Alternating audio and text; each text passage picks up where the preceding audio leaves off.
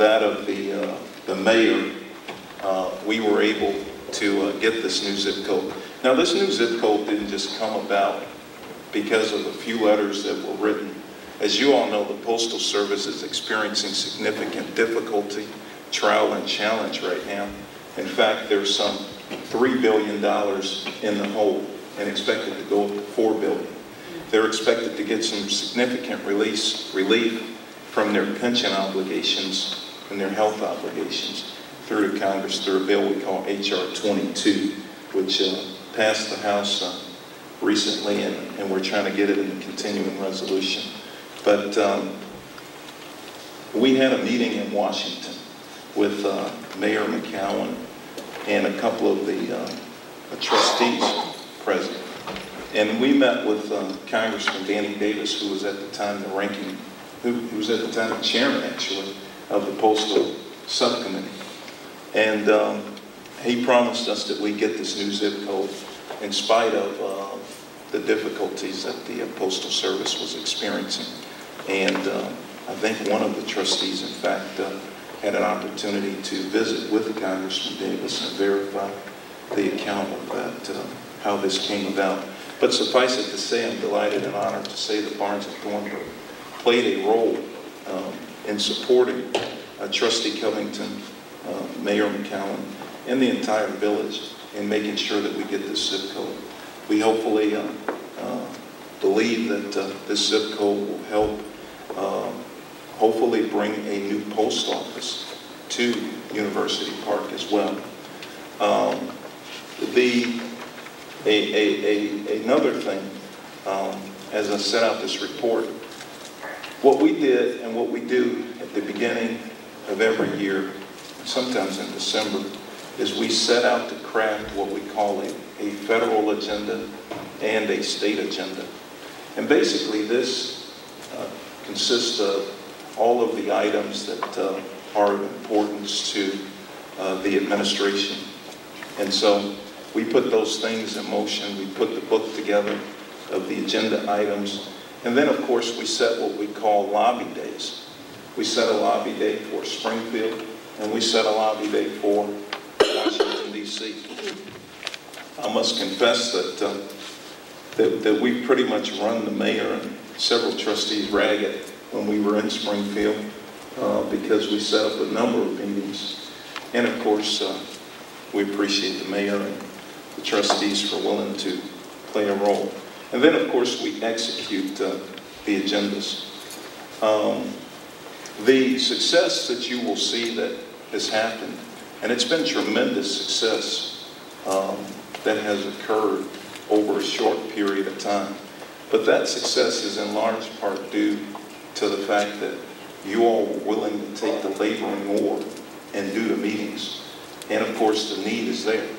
And I challenge anybody, you know, when you look at the amount of dollars that are flowing into this village, and when you look at the population of this village, and you compare it to other villages around the state or cities around the state, and you see how much they receive. I mean, you see how much they got. I think that the crowning achievement and one that will change the face of the south suburbs is I-57, the new interchange that's coming in at Stunkel Road. And I really think that you all ought to give yourselves a big round of applause, because this would not have happened but for the persistence, but for the patience, but for the work and leadership of this board. I think you all ought to give them a big round of applause. This new interchange at I-57 and Stunkel Road, actually, we've been trying to get for almost 2 years. I mean, it's something that we need to help ease the congestion on I-57. It's something that we need to help broaden the scope of the village, help with the economic development of the village. And it's something that we had a series of meetings about. I mean, we met with people like Diane O'Keefe, who's the regional administrator for IDOT for this area, the Illinois Department of Transportation. We met with Diane O'Keefe at least 3 or 4 times in the process, and I guarantee you that Mayor McCallum probably talked to her more than that, because she would tell me, I heard from Mayor McCallum the other day, and so he stayed on the phone with Diane O'Keefe, and we met with her in person. Bill Brunlow, who's the number 2 guy at the Illinois Department of Transportation, and Dick Smith, who's the guy over all of the planning for IDOT. We went down to Springfield and had a chance to meet with these guys. They actually met us in the governor's office in Springfield. I mean, we had a meeting with the chief of staff to the governor recently, and these guys came and met us in the governor's office. And we got a chance to see the governor as well. And so, you know, because of the efforts of this board, and because of those key meetings, and because of course, our elected official State Representative Lisa Dugan, and of course, State Senator Toy Hutchinson, we were able to deliver in the Capitol bill $45 million for a new interchange at I-57 and Stumple Road. This new interchange is going to change the face of this village. Just a few benefits of this, and I'm not going to go through the whole thing, but this is going to create an estimated 80 construction jobs. It's going to create $620 million worth of economic activity around it. Now, well, I was wrong on the number. 45.5 million. 0.5 million is important. So we expect, now I talked to Bill Brunlow a couple of days ago, and so we expect that once these bonds are sold, that the construction and activity can begin. I know that they've already started meetings about this interchange and when the construction activity is actually going to begin.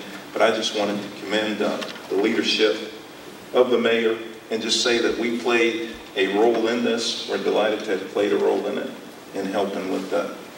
University Parkway.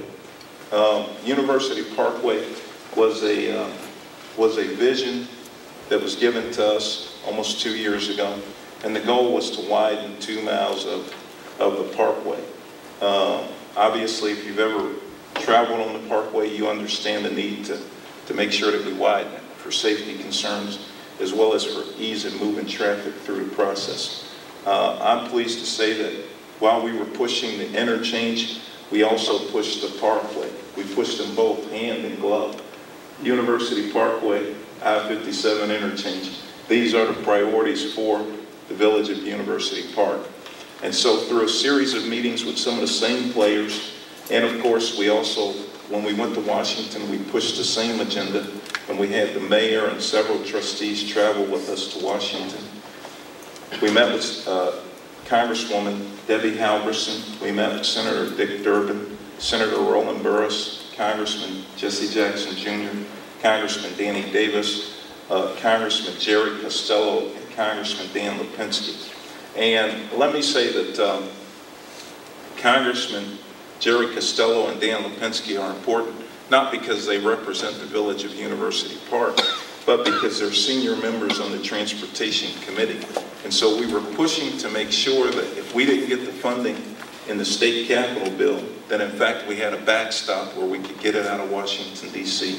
through what we call the Highway Transportation Reauthorization Bill, which is currently before Congress. Now, I'm pleased to say that the Parkway funding that the village of University Park received in the capital bill was a little bit over $13 million. That Parkway funding, that $13 million, will help us to complete this project. And so I again want to applaud and commend. We couldn't do this without the leadership of this great board and without everyone acting together in unison to make it happen. So the governor actually signed this capital bill, and with it he signed $13+ million for the University Parkway reconstruction. And that, of course, will create 625 jobs, $82.5 million in economic activity, just among some of the benefits to the village. And so we're delighted to do that. Cicero Avenue,